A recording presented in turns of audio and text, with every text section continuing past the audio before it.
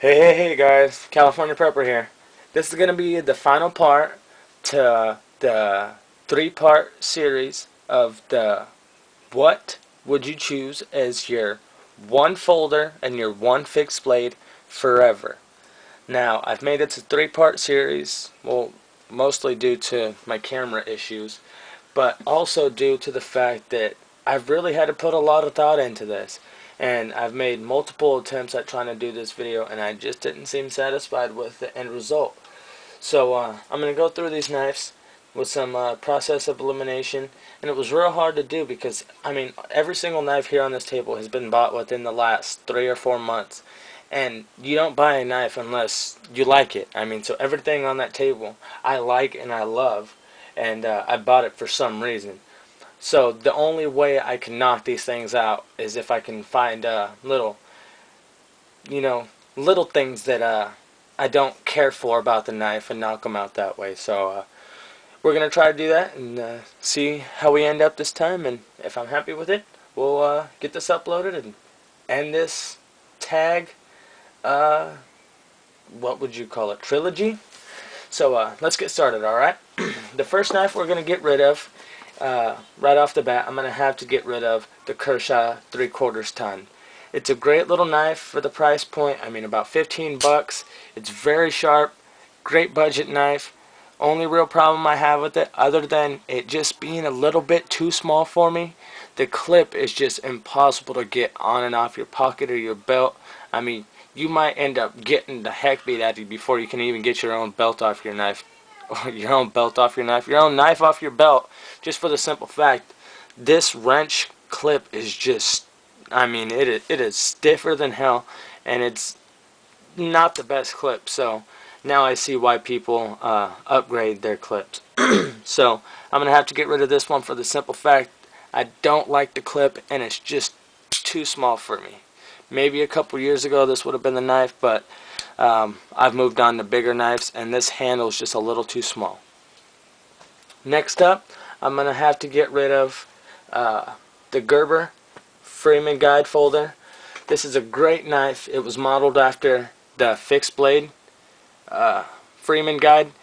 Great knife. For $18.95 shipped, you can't beat it. The only problem with this knife that I have is the lockup is just so stiff. And I mean, look at those, look at that jimping. It really, I mean, to get that over, you really have to put some muscle into it. And it's real stiff and it digs into your finger. I don't know if you can see that on my finger or not, but it really digs into the meat of your finger. And I have some pretty calloused hands, so I don't have sissy hands. I'm a working man, so this knife is a great knife. Like people say in their reviews on Amazon, once you have this knife open, there's no way that you would ever be able to tell that this was a folding knife unless you were told. And that's very true. It's a great strong knife for the price, and I'd suggest it to anybody for 18 bucks. Just have to figure out how to loosen up this lockup a little bit, but other than that, it's a great little knife for work. I mean, that's what I'd use it for anyhow. So, but we're gonna have to get rid of that one just for the simple fact you don't want to have to tear up your thumbs in for the rest of forever. Next up, we're gonna have to get rid of the Kershaw Clash. This is a great little knife. I actually just got it delivered, what, 2 days ago. I haven't got to carry it yet.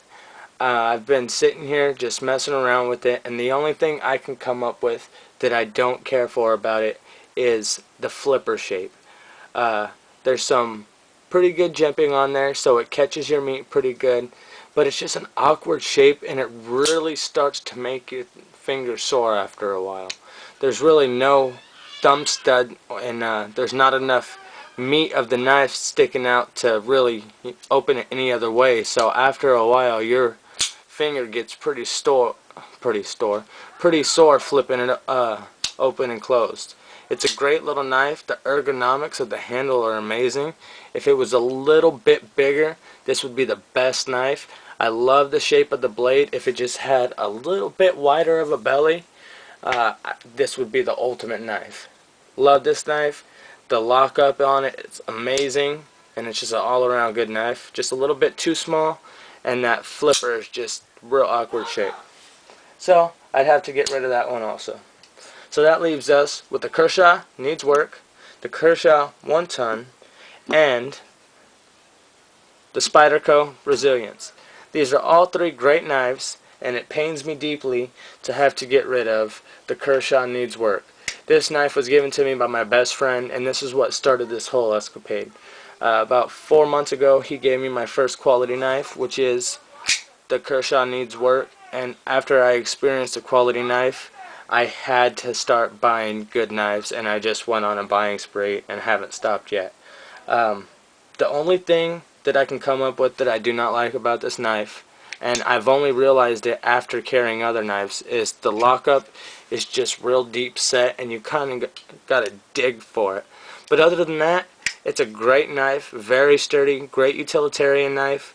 The blade is razor sharp, and there's just the possibilities with this knife is endless. I mean, you can use this for anything. You could probably shave with that straight blade. I mean, look at that thing. That's awesome. Great knife. I love the look of it, and it's very comfortable. Great knife. Thank you, Scott.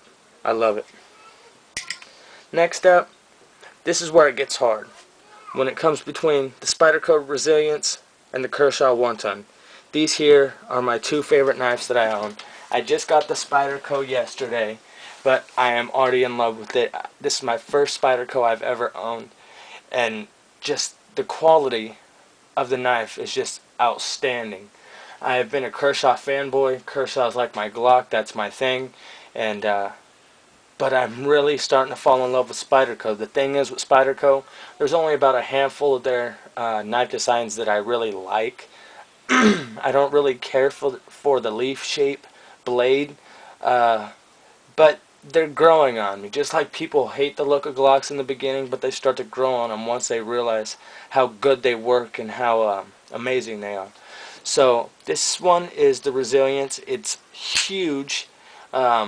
It's one of the biggest blades I have, and if you were thinking of a blade forever, something this size wouldn't be a bad idea, because I mean, you could always do the work of a small knife with a big knife. You can't do the work of a big knife with a small knife.